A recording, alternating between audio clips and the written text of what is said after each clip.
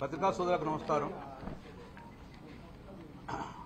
ఈరోజు గౌరవ ఎమ్మెల్సీ గారికి బెయిల్ రావడం అనేది నిజంగా మా అందరికీ కూడా సుప్రీంకోర్టు ఇచ్చిన తీర్పును యావత్ దేశమంతరం హర్షిస్తున్న సమయంలో కాంగ్రెస్ పార్టీ నాయకులు ముఖ్యంగా మహేష్ కుమార్ గౌడ్ గారు పీసీసీ రేసులో నేనే ముందంజ ఉండాలి అని ఒక గౌరవప్రదమైన పోస్టులో, రాజ్యాంగబద్ధమైన పోస్టులో ఉండి అత్యున్నత న్యాయస్థానం సుప్రీంకోర్టు ఇచ్చిన తీర్పును కూడా అగౌరవపరిచే విధంగా ఈరోజు మాట్లాడడం జరిగింది.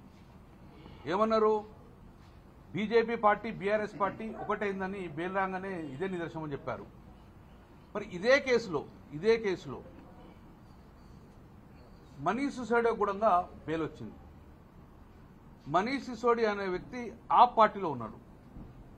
దేశమంతరంగా ఇండియాతోటి పొత్తు పెట్టుకున్న పార్టీ ఆ పార్టీ కాంగ్రెస్ పార్టీలో పొత్తు పెట్టుకున్నారు. సో కాంగ్రెస్ పార్టీకి అలయన్స్ ఉన్న పార్టీ ఆ పార్టీ. మరి ఈరోజు సిసోడియాకి బెయిల్ వచ్చిందంటే మరి కాంగ్రెస్ పార్టీ ఆ ఇద్దరు కలిసి చూడంగా ఎంతమంది బీజేపీ ఇళ్లలోకి పోతే బెయిల్ వచ్చింది? మేము బీజేపీ ఇళ్లలోకి అని చెప్తున్నావు. మరి సిసోడియాకి బెయిల్ వచ్చింది దాంట్లో ఎంతమంది బీజేపీ వాళ్ళు ఇంటికి పోయినామని చెప్పి మేము సూటిగా ప్రశ్నిస్తున్నాం. మేము రెండోది, కాంగ్రెస్ పార్టీ బీజేపీ పార్టీ ఈరోజు కుమ్ముకైన నిదర్శనం కూడా మేము చెప్పగలుగుతాం. సోనియా గాంధీ గారిది, రాహుల్ గాంధీ గారికి కూడా ఇదే సుప్రీంకోర్టు బెయిల్ ఇవ్వడం జరిగింది. ఈడీ కేసులో డెక్కన్ హెరాల్డ్. మరి ఇది ఇనిషియల్ ఇప్పుడు బెయిల్ ఇచ్చినందుకు మీరు కూడా బీజేపీతో కుమ్మక్కైనట్టేనా? సుప్రీంకోర్టు అత్యున్నత న్యాయస్థానము న్యాయాలు పరిశీలించి బెయిల్ ఇవ్వడం జరుగుతుంది. మరి ఇది కూడా మీరు బీజేపీతో కుమ్మక్కైనట్టేనా? చిదంబరం గారు కూడా బెయిల్ వచ్చింది. అతను ఒక కాంగ్రెస్ పార్టీయే కదా. మరి మీరు కూడా బీజేపీతో కుమ్మక్కైనట్టేనా? ఈరోజు ఇంత మహేష్ గౌడ్ గారు మాట్లాడిందని ఇది నిజంగా తీవ్రంగా ఖండిస్తున్నాం. నెంబర్ 2, బండి సంజయ్ గారు ఒక గౌరవప్రదమైన రాజ్యాంగ పదవిలో ఉన్నారు. ఈరోజు వారు కూడా ఈరోజు విమర్శ చేయడం జరిగింది. నేను ఒకటి సూటిగా ప్రశ్నిస్తున్నా. ఈరోజు మీరు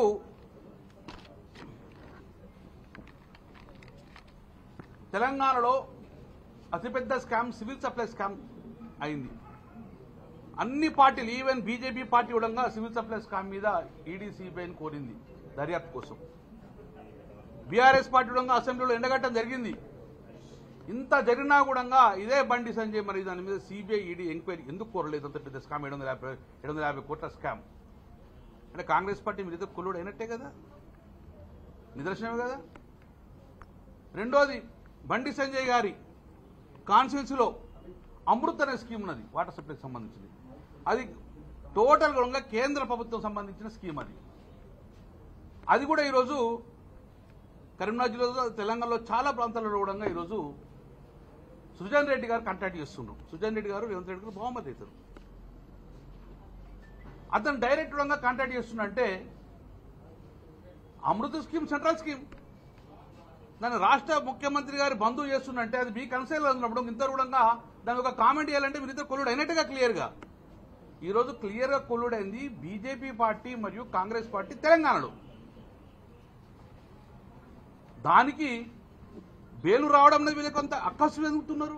తెలంగాణ బిడ్డ, తెలంగాణ ఆడబిడ్డ దాన్ని న్యాయస్థానం న్యాయం అందించినందుకు కృతజ్ఞత తెలుపడబోయి అంత పైశాచికానందంగా అక్కసు వెలువడుతుందంటే మీరు ఎంత దిగజారు స్థాయిలో ఉన్నారో చెప్పి మేము భావిస్తున్నాం. కాబట్టి ఇమ్మీడియట్గా కాంగ్రెస్ పార్టీ నాయకులకు బండి సంజయ్ గారు కూడా చూస్తున్నాను, ఏదైతే నిజంగానే మీరు ఈడీసీఏబీని ప్రశ్నిస్తున్నారో మీ కళ్ళ ముందు కనబడ్డ ఈ స్కీమ్ల మీద మీరు ఇమ్మీడియట్గా ఈడీసీఏబీకి దర్యాప్తు చేస్తే మీరు ప్రజలు నమ్మే పరిస్థితి. లేకపోతే బీజేపీ పార్టీ మరియు కాంగ్రెస్ పార్టీ తెలంగాణలో ఒప్పందం చేసుకొని ఒకటే కలిసి నడుస్తుందని చెప్పి భావన ఈరోజు తేటతెల్లమని చెప్పి భావిస్తున్నాను.